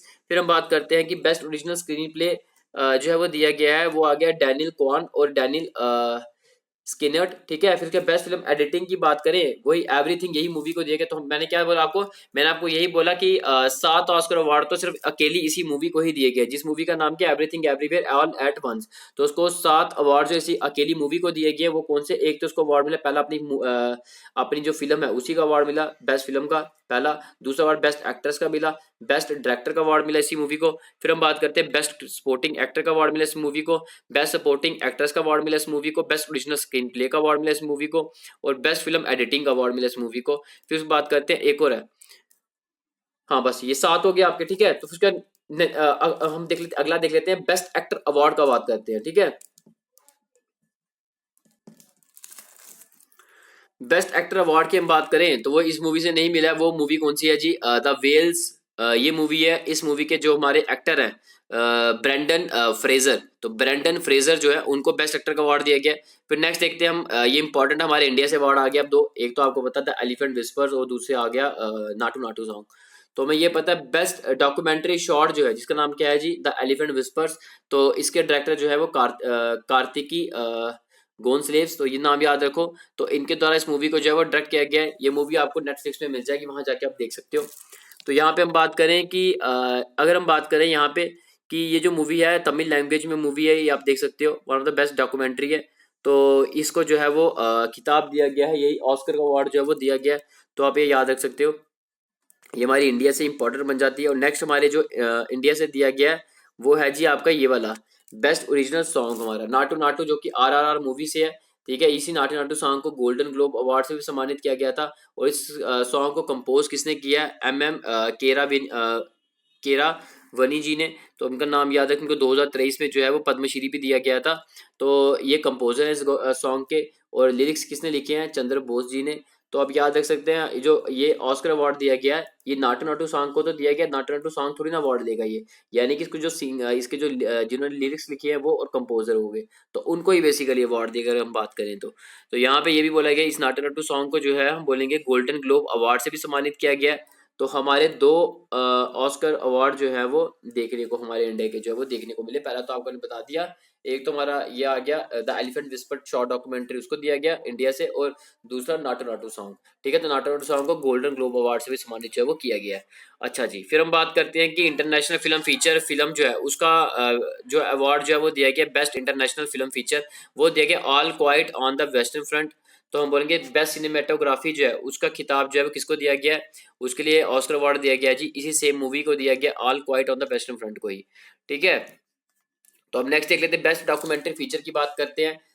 नावल्नी जो है हमारी, इस बेस्ट डॉक्यूमेंट्री फीचर जो है इसको दिया गया है। बेस्ट एनिमेटेड फीचर फिल्म, यही थोड़ा टिपिकल नाम है, अपने हिसाब से इसको याद कर लो, गुइलिर्मो डेल टोरोस पिनोचियो, ठीक है, तो अपने हिसाब से इसको पढ़ लो, ठीक है। तो ये आ गया जी हमारा बेस्ट एनिमेटेड फीचर फिल्म का दिया गया। फिर बेस्ट विजुअल इफेक्ट्स की हम बात करें तो अवतार, अवतार द वे ऑफ वाटर, ठीक है, अवतार मूवी जो आप जानते हो बड़ी फेमस है, तो इसको visual effects, best visual effects का इसको दिया गया है। बेस्ट कॉस्ट्यूम डिजाइन की अगर हम बात करें तो वो किसको दिया गया, रुथ कार्टर जो है, ये one of the best costume designer है। तो इन्होंने कॉस्ट्यूम डिजाइन किए थे कौन सी मूवी के लिए, हम बात करेंगे ब्लैक पैंथर वगंडा फॉर एवर, तो ये आप हल्का सा याद रखो, इसके लिए बेस्ट कॉस्ट्यूम डिजाइन का जो है वो अवार्ड जो है रुथ कार्टर को जो है वो दिया गया। तो ये थे जी हमारे ऑस्कर अवार्ड, जो भी इंपॉर्टेंट थे मैंने डिस्कस कर लिया आपके। उसके अलावा भी अगर आपको चाहिए तो मुझे नीचे बता दो कमेंट में, मैं टेलीग्राम में जो है वो आपको शेयर कर दूंगा, ठीक है। तो उसके बाद हम नेक्स्ट देख लेते हैं, दिव्य कला मेला की बात करते हैं। तो थर्ड एडिशन जो इस मेला का जो देखने को मिला, कहाँ पे, मध्य प्रदेश, मध्य प्रदेश बोले तो भोपाल में। तो हम ये बोलेंगे इस मेला की जो है वो इनॉग्रेशन की गई है एमपी के गवर्नर के द्वारा। और वीडियो अच्छी लगी तो आप लोगों ने क्या करना है जी, छोटा सा बटन दिख रहा है उसको लाइक कर दो, और वीडियो अच्छी लगेगी तो उसको बाद में इसको शेयर भी कर देना, और चैनल को सब्सक्राइब नहीं किया तो चैनल को सब्सक्राइब भी कर देना। तो चलो नेक्स्ट आर्टिकल देख लेते हैं। वर्ल्ड लॉन्गेस्ट प्लेटफॉर्म की बात करते हैं, तो कर्नाटका का हमारा यही हुबली स्टेशन जो है, ये वर्ल्ड लार्जेस्ट प्लेटफॉर्म इसको डिक्लेयर कर दिया गया है। तो फिर हम बात करते हैं G20 की बात करते हैं। तो G20 पिछला बड़ा ही ज्यादा न्यूज में है। तो G20 की मैंने सेपरेट आपको बताया, वो पिछला जो हमने फेब का करंट अफेयर किया था आई थिंक, वहां पे मैंने आपका जो है वो कवर किया, वो G20 बड़ा ही ज्यादा डिटेल में।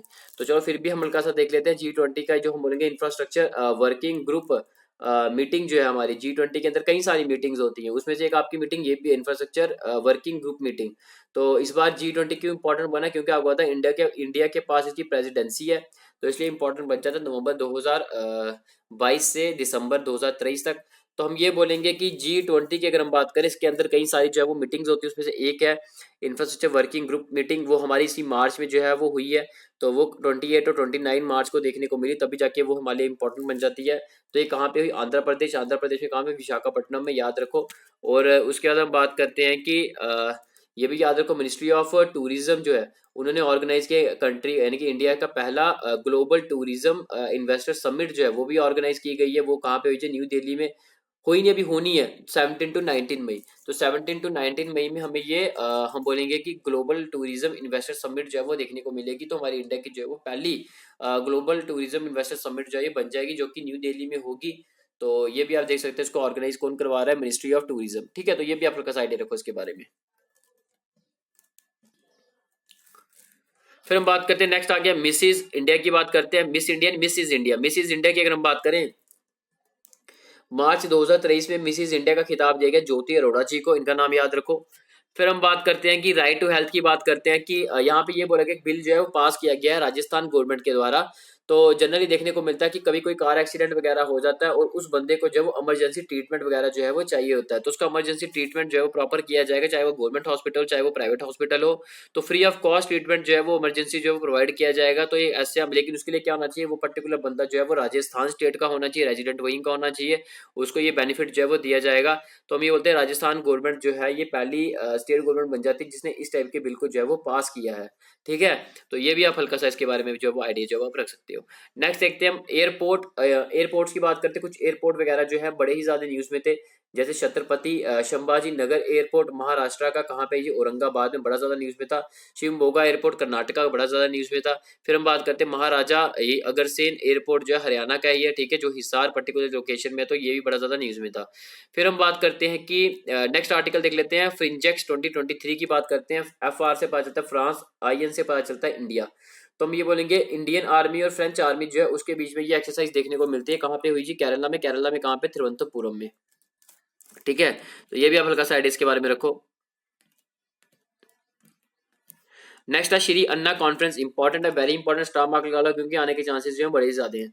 तो हम यहाँ पे बात करते हैं, प्राइम मिनिस्टर जी ने जो है इनॉग्रेशन की है, ठीक है, इनॉग्रेट किया है, यही श्री अन्ना कॉन्फ्रेंस जो है वर्चुअली इनॉग्रेशन की गई है।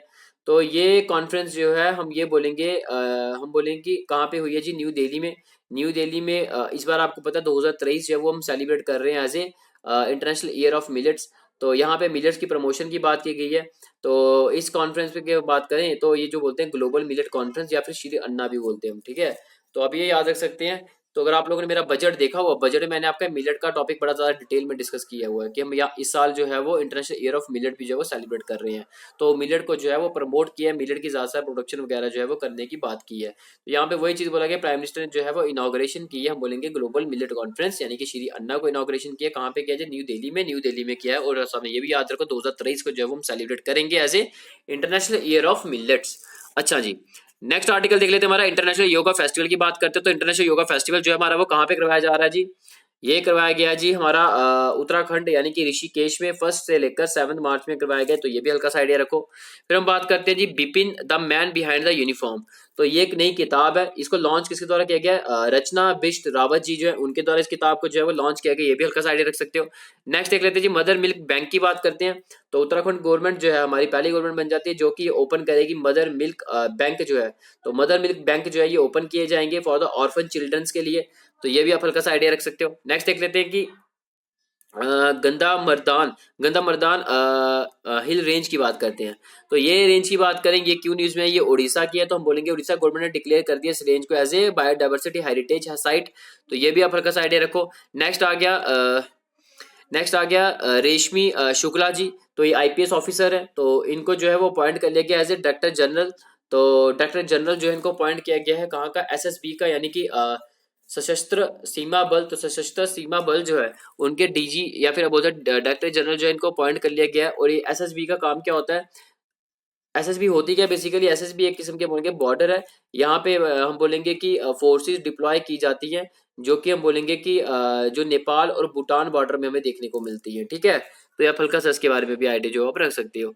नेक्स्ट देख लेते हैं जी आईआईटी मद्रास की बात करते हैं। तो आईआईटी मद्रास के जो रिसर्चर्स ने बड़े अच्छी डेवलपमेंट की है। 3D पेपर बेस जो है एक पोर्टेबल डिवाइस जो है वो एक लाया है। जनरली देखने को मिलता है ना, आप देखते हो कि दूध में कितनी ज्यादा जो है वो मिलावट वगैरह जो है वो की जाती है, अडल्ट्रेशन कितनी ज्यादा जो है वो की जाती है। तो बेसिकली इसको डिटेक्ट करना है, उसको डिटेक्ट करने के लिए क्या चाहिए? हमें एक डिवाइस चाहिए। तो उसी डिवाइस को ही जो है आईआईटी मद्रास ने जो है वो हम बोलेंगे कि इसको डेवलप किया है, जो क्या करेगा, जो भी दूध में मिलावट वगैरह की जाएगी उसको डिटेक्ट कर लिया जाएगा विद इन द 30 सेकेंड्स। तो ये भी आप हल्का सा जो है वो आइडिया जो है वो रख सकते हो। Next election commission of India की बात करते हैं। रिसेंटली सुप्रीम कोर्ट जो है हमारे उन्होंने जजमेंट आई है उनकी तरफ से। क्या जजमेंट आई? यही आई है कि जो हमारे इलेक्शन कमिश्नर होते हैं, चीफ इलेक्शन कमिश्नर होते हैं, उनकी अपॉइंटमेंट जो है वो कैसे की जाएगी, उसका एक प्रोसीजर जो है वो बताया गया है। तो यहाँ पे यही बोला गया है कि जो हमारे यहाँ पे देखो, ये देखो डायग्राम देखो, ये देखो, ये प्रेसिडेंट जो है, ठीक है, इनको एडवाइस दी जाएगी प्राइम मिनिस्टर और लीडर ऑफ अपोजिशन जो है, यानी कि लोकसभा में जो भी लीडर ऑफ अपोजिशन पार्टी होंगे उनके लीडर, तो और सामने प्राइम मिनिस्टर और तीसरे चीफ जस्टिस ऑफ इंडिया, ये तीनों मिलकर जो है वो एडवाइस देंगे प्रेसिडेंट को। प्रेसिडेंट उसी एडवाइस के बेसिस में हम बोलेंगे अपॉइंट करेगा चीफ इलेक्शन कमिश्नर और इलेक्शन कमिश्नर को। तो ये भी आप हल्का सा इसके बारे में जो आइडिया जो है वो रख सकते हो। नेक्स्ट देख लेते हैं हम अपना कंप्रेस्ड बायोगैस प्लांट के बारे में। तो पहला हमारा कंप्रेस्ड बायोगैस प्लांट प्रोजेक्ट जो है वो इस्टेब्लिश किया गया नॉर्थ ईस्ट का पहला इस्टेब्लिश किया कहाँ पे? असम में। तो ये भी हल्का सा आइडिया रखो। फिर एक्सरसाइज बोल्ड कुरुक्षेत्र की बात करते हैं। तो 13th एडिशन देखने को मिलता है। ये एक्सरसाइज होती है सिंगापुर और इंडिया के बीच में, मिलिट्री एक्सरसाइज है। 6 से 13 मार्च में देखने को मिली। कहाँ पे देखने को? इस बार की जोधपुर में। तो ये भी आप हल्का सा आइडिया रखो। कोंकण एक्सरसाइज की बात करें, नेवल एक्सरसाइज है, इंडियन नेवी और ब्रिटेन नेवी के बीच में जो है वो देखने को मिलती है। कोंकण नाम से पता चल रहा है, कोंकण कोस्ट में जो है ये एक्सरसाइज करवाई गई, ठीक है, अरेबियन सी के। तो ये थोड़ा कट गया, नीचे से लिख लेना, अरेबियन सी है कोंकण कोस्ट। तो कोंकण कोस्ट जो है अरेबियन सी के, वहां पे जो है ये एक्सरसाइज जो है वो करवाई गई है इंडियन नेवी और ब्रिटेन की नेवी के बीच में। नेक्स्ट देखते हैं हम एक्सरसाइज शिनऊ मैत्री। तो ये एयरफोर्स एक्सरसाइज है, इंडिया और जापान के बीच में करवाई गई है। ये कहाँ पे? जापान में कहाँ पे? कोमात्सु नाम की जगह, यहाँ पे याद रखो, यहाँ पे एक्सरसाइज करवाई गई है। फिर हम बात करते हैं, ये साथ में याद रखना है, एरियल एक्सरसाइज है, ठीक है, मतलब कि एयरफोर्स वगैरह जो है हमारी इंडिया की एयरफोर्स और उनकी जापान की, उनके बीच में करवाई गई है। फिर हम बात करते हैं कि नेक्स्ट देख लेते हैं वन वेब इंडिया 2 मिशन। तो इसरो ने सक्सेसफुल जो है वो लॉन्च किया वन वेब इंडिया 2 मिशन जो है। तो हम ये बोलेंगे इस मिशन में क्या किया जाएगा, यही बोलेगा 36 सैटेलाइट्स को जो भेजा गया सतीश धवन स्पेस सेंटर से, जो कहाँ पे? हमारा श्री हरिकोटा यानी कि आंध्र प्रदेश में। तो 36 सैटेलाइट्स जो है वो भेजी जाएंगी। हम बोलेंगे LVM यानी कि लॉन्च व्हीकल जो है हमारा मार्क 3। तो लॉन्च व्हीकल मार्क 3 जो है उसके द्वारा जो है ये एक लॉन्च व्हीकल है, फिर रॉकेट बोल सकते हो। इसके अंदर 36 सैटेलाइट्स जो है वो रखी गई हैं। वो सैटेलाइट्स को जो है लॉन्च किया गया सतीश धवन स्पेस सेंटर से, ठीक है। तो ये भी आप हल्का सा जो आइडियाज के बारे में जो है वो रख सकते हो। फिर हम बात करते हैं नेक्स्ट आगे हमारा एबल प्राइज के बारे में। 2023 का जो एबल प्राइज है किसको दिया गया, यूनाइटेड स्टेट्स ऑफ अमेरिका के लुइस कैफरेली जो है इनको ये अवार्ड से सम्मानित किया गया। नेक्स्ट देखते हैं सिलिकॉन वैली बैंक की बात करते हैं, बड़ा ही ज्यादा पीछे न्यूज में था। तो हम ये बोलेंगे कि यूनाइटेड स्टेट्स ऑफ अमेरिका जो यूएसए का ही एक हम बोलेंगे कि एक बैंक है जो कि रिसेंटली भी कोलैप्स हुआ है, तो उसका नाम आप याद रख सकते हैं सिलिकॉन वैली बैंक के बारे में। फिर हम बात करते हैं एलिफेंट विस्पर जो है, मैंने आपको बताया शॉर्ट डॉक्यूमेंट्री है जो कि तमिल लैंग्वेज में। फिर हम बोलेंगे कि इसको ऑस्कर अवार्ड से सम्मानित किया गया। शॉर्ट डॉक्यूमेंट्री आपको नेटफ्लिक्स में जो है वो देखने को मिल जाएगी। तो हम ये बोलेंगे कि ये जो हमारी डॉक्यूमेंट्री इसकी शूटिंग इसकी कहाँ की गई है, शूटिंग इसकी मुदुमलाई टाइगर रिजर्व में इसकी शूटिंग की गई है। उसके भी पर्टिकुलर हम बात करें तो मुदुमलाई टाइगर रिजर्व के अंदर ही हमारा एक कैंप पड़ता है, वो है जी थेपा कड़ू एलिफेंट कैंप। तो यहाँ पे अगर हम बात करें इस कैंप के अंदर इस फिल्म की जो है वो शूटिंग की गई है। तो ये जो हम बात करें ये पर्टिकुलर लोकेट कहाँ पे करता है हमारा टाइगर रिजर्व, यही तमिलनाडु में हम बोले नीलगिरी हिल्स के ही पास, ठीक है। तो ये हल्का सा आइडिया रख सकते हो। आप लोगों के लिए एक क्वेश्चन और बन जाता है। तो क्वेश्चन क्या बन जाता है ये मुझे आप बताओगे। देखो आपको पता है ये मूवी अगर आप देखो ना, यहाँ पे क्या बताया गया है, ये है जी एलिफेंट, ये है जी एक ह्यूमन। ह्यूमन जो है पूरी तरीके से वो टेक केयर कर रहा है, पूरा देखभाल कर रहा है एक ऑर्फन बेबी एलिफेंट की, ठीक है। तो यहाँ पे उसकी वो देखभाल कर रहा है। तो यहाँ पे किस्म का एक बॉन्डिंग को शो कर रहा है कि देखो जी हम यहाँ पे जो हमें देखने को मिलता है एक ह्यूमन और एनिमल कंफ्लिक्ट देखने को मिलता है, हमें उसे अवॉइड करना है। हमें एक एनिमल के साथ अपनी बॉन्डिंग को स्ट्रॉन्ग करना है, ठीक है, प्यार मोहब्बत के साथ हमें रहना है। तो यहाँ पे वही चीज बताई गई है, एक तरफ ह्यूमन है, एक तरफ जो है बेबी ऑर्फन एलिफेंट है। तो उसकी जो है वो बेबी ऑर्फन एलिफेंट की जो है वो टेक केयर की जा रही है इस ह्यूमन के द्वारा। तो हम ये बोलेंगे कि हमें ऐसे ही अपनी जो अपनी नेचर है उसको बनाए रखना है कि हमें जो है मतलब कि जितने भी हमारे एनिमल्स हैं उनके साथ हमें कंफ्लिक्ट वगैरह नहीं करना, प्यार मोहब्बत के साथ हमें रहना है। तो ये सब कुछ बताया गया। अब आप लोगों के लिए क्वेश्चन ये है, मुझे आपने बताना जो ट्राइबल कम्युनिटी जो है इस मूवी में जो है वो बताई गई है, उस ट्राइबल कम्युनिटी का जो है वो नाम क्या है जो बेसिकली टेक केयर वगैरह करता है एलिफेंट्स की, ठीक है। तो ये मुझे आप जो है वो बताओगे कमेंट बॉक्स में, सर्च मारो, सर्च मार के मुझे कमेंट में बताओ वो ट्राइबल कम्युनिटी कौन सी, बड़ा इंपॉर्टेंट है। मैं बार बार बोल रहा हूँ जो मैं चीजें बोलता हूँ आपको सर्च मारने के लिए मुझे सब बच्चों की इन्वॉल्वमेंट चाहिए, वो सब बच्चे जो है वो सर्च मारें। मैं बार बार ये चीज बोल रहा हूँ, वो चीजें इंपॉर्टेंट होती हैं, वो आपके अगर इस एग्जाम में नहीं आएगी कोई ना कोई एग्जाम में आपको पूछी जाएंगी, ठीक है। तो जो मैं बोलता हूँ आप सब बच्चों की एक रिस्पॉन्सिबिलिटी ड्यूटी बनती है, आप लोगों ने वो चीज जो है वो सर्च मार के मुझे बतानी है। अगर आप सर्च मार के बताओगे इससे आपका कंप्लीट कॉम्प्रिहेंसिव जो हमारा करंट अफेयर है पूरा कवर हो जाएगा। इसके अलावा फिर आपको आगे पीछे से करने की जरूरत जो है बिल्कुल नहीं है, ठीक है ना। अच्छा जी, और उसके फिर हम बात करते हैं जी, नेक्स्ट देख लेते हैं एफएटीएफ की बात करते हैं, financial action task force, Paris based financial action task force की हम बात करें तो हम ये बोलते हैं कि रशिया की जो मेंबरशिप है इसको सस्पेंड कर दिया गया। पता है आपको पीछे भी यूक्रेन रशिया की जो कितना ज्यादा वॉर का चल रहा है, तो आप ये देख सकते हो कि इसलिए हमने ये देखा है कि रशिया जो है उसकी मेंबरशिप को जो सस्पेंड कर दिया गया एफएटीएफ के फाटफ के द्वारा, ठीक है। नेक्स्ट देखते हैं अर्थक्वेक की बात करते हैं। रिसेंटली अर्थक्वेक जो 7.1 मैग्नीट्यूड रिक्टर स्केल में जो है वो मेजर किया गया। कहाँ पे देखने को मिला जी, न्यूजीलैंड के बिल्कुल पास। हम आइलैंड का नाम बोले तो यही कर्मेटिक आइलैंड रीजन जो है, यहाँ पे हमें जो है अर्थक्वेक की जो है वो थोड़े बहुत जो है वो देखने को मिला, 7.1 मैग्नीट्यूड का देखने को मिला। तो ये भी हल्का सा आप आइडिया रख सकते हो। बाकी पढ़ाने का भी अच्छा लग रहा है तो क्या कर दो जी, लाइक कर दो और वीडियो को आप फाइनल में शेयर कर देना। अच्छा, फिर हम बात करते हैं नेक्स्ट देखते हैं बिम्स्टेक की बात करते हैं। बिम्स्टेक की फुल फॉर्म क्या है जी, Bay of Bengal Initiative for Multi Sectoral Technical and Economic Cooperation. तो हम ये वर्चुअल मीटिंग जो है कहाँ पे करवाई गई, थाईलैंड में, ठीक है। थाईलैंड पर्टिकुलर बात करें तो बैंकॉक में। फिर हम बात करते हैं कि चैंगी एयरपोर्ट की बात करते हैं तो चैंगी एयरपोर्ट जो है सिंगापुर का एयरपोर्ट है, तो बड़ा ब्यूटीफुल एयरपोर्ट है। तो यहाँ पे अगर हम बात करें तो इसको टॉप रैंक में रखा गया है। तो हम बोलेंगे वर्ल्ड का बेस्ट एयरपोर्ट के जो है इसको दिया गया है खिताब। तो हम ये बोलेंगे कि अभी रिसेंटली जो है वो सेरेमनी की गई है, वर्ल्ड एयरपोर्ट अवार्ड सेरेमनी 2023, और उसी में ही हम बोलेंगे कि सिंगापुर का जो एयरपोर्ट है चिंगाई एयरपोर्ट, इसको टॉप रैंक दिया गया, वन ऑफ द वर्ल्ड का बेस्ट एयरपोर्ट जो है इसको बोला गया है। तो फिर हम बात करते हैं ये रैंकिंग जो है, रैंकिंग का नाम याद रख लो, स्काई ट्रैक्स रैंकिंग जो है ये रैंकिंग दी गई है। उसमें से टॉप किसने किया, सिंगापुर के एयरपोर्ट ने किया, चेंगाई एयरपोर्ट ने, जो one of the best airport है अगर जितने भी हमारे वर्ल्ड के देखे जाए। तो ये आप हल्का सा इसके बारे में जो आइडिया जो आप रख सकते हो। नेक्स्ट देखते हैं डियाकिन यूनिवर्सिटी की बात करते हो। डियाकिन यूनिवर्सिटी जो है वो ऑस्ट्रेलिया की यूनिवर्सिटी, फॉरेन यूनिवर्सिटी है। ये हमारे इंडिया में ही जो हमारे भारत में ही जो एक अपनी ब्रांच है वो ओपन करेगी। कहाँ पे करेगी, गिफ्ट सिटी में। गिफ्ट सिटी कहाँ पे, गुजरात में। तो यहाँ पे जो है वो एक ब्रांच ओपन की जाएगी। तो हम ये बोलेंगे कि एक इंटरनेशनल ब्रांच हमें जो है वो यूनिवर्सिटी यूनिवर्सिटी की जो है वो यूनिवर्सिटी के द्वारा जो है वो देखने को मिल रही है। ठीक है, तो ये भी आप हल्का सा जो है वो आइडिया जो है वो आप रख सकते हो। तो डीआईके यूनिवर्सिटी क्या है, ऑस्ट्रेलिया की एक यूनिवर्सिटी है जो क्या कर रही है, उसने प्लानिंग की है कि वो क्या करेगी, अपने एक ब्रांच वगैरह जो है वो यहाँ पे खोलेगी हमारे भारत में। भारत में कहाँ पे खोलेगी, गुजरात में। गुजरात में कहाँ खोलेगी, गिफ्ट सिटी में खोलेगी। तो ये अपन का साइड इसके बारे में रख सकती हो। नेक्स्ट मलेरिया की बात करते हैं। तो रिसेंटली जो है वो वर्ल्ड हेल्थ ऑर्गेनाइजेशन जो है उन्होंने डिक्लेयर कर दिया है कि 2 कंट्रीज में पूरी तरीके से मलेरिया फ्री कर दिया है। यहाँ भी मलेरिया के केसेस बिल्कुल जीरो। हम बोलेंगे कि यहाँ पे अजरबैजान और दूसरी तजाकिस्तान, तो 2 कंट्रीज जो है मलेरिया फ्री कंट्री जो है वो डिक्लेयर कर दिया गया WHO के द्वारा। फिर नेक्स्ट रशिया यूक्रेन की बात करते हैं, रशिया यूक्रेन वॉर की बात करते हैं। तो हमें पता ये है जी हमारा, ये है जी रशिया, ये है जी यूक्रेन, ये है जी बेलारूस। तो यहाँ पे ये बोला गया रशिया क्या कर रहा है, यूक्रेन के साथ वॉर है। तो हम ये बोलेंगे रशिया क्या कर रहा है, वो अपने न्यूक्लियर वेपन्स जो है उसको यहाँ पे स्टेशन कर रहा है बेलारूस में। तो यही देखा, रशिया क्या कर रहा है, अपने जो न्यूक्लियर वेपन्स है उनको स्टेशन कर रहा है कहाँ पे, यही बोलेंगे बेलारूस में, टू काउंटर यूक्रेन को काउंटर करने के लिए। ठीक है ना, तो ये हल्का सा इसके बारे में भी जो वो याद रख सकते हो। उसके लिए क्या किया, रशिया ने बेलारूस के साथ जो एग्रीमेंट जो है वो साइन किया है कि वो क्या करेगा, बेलारूस में अपने जो है न्यूक्लियर वेपन्स को जो है यहाँ पे जो है वो रखे जाएंगे, date to counter the Ukraine. ठीक है, तो अब ये हल्का सा आइडिया रख सकते हो। नेक्स्ट देख लेते हैं, सिनियाई आइलैंड की बात करते हैं। सिनियाई आइलैंड की अगर बात करें, न्यूज में था, यूएई में ये आता है। ठीक है, फिर हम बात करते हैं नेक्स्ट न्यू डेवलपमेंट बैंक की बात कर लेते हैं। न्यू डेवलपमेंट बैंक की बात कर लेते हैं। न्यू डेवलपमेंट बैंक जो है हम बोले कि इन्होंने अनाउंस किया अपने, हम बोलेंगे कि फॉरवर्ड पहले के जो है ब्राजील के जो प्रेसिडेंट जिसका नाम है डिल्मा वाना रोसफ, तो ये हमारे ब्राजील के प्रेसिडेंट है, इनको लग किया गया as a new president of यही न्यू डेवलपमेंट बैंक, इनको प्रेसिडेंट जो है वो नया बनाया गया है। तो अब ये याद रखना। और आपके लिए एक और क्वेश्चन है कि मेरे को आपने बताना है न्यू डेवलपमेंट बैंक जिसका हेडक्वार्टर जो है कहाँ पे है, कमेंट बॉक्स में बताओ। और उसको फाउंड जो है वो कब किया गया था, ये भी कमेंट बॉक्स में बताओ।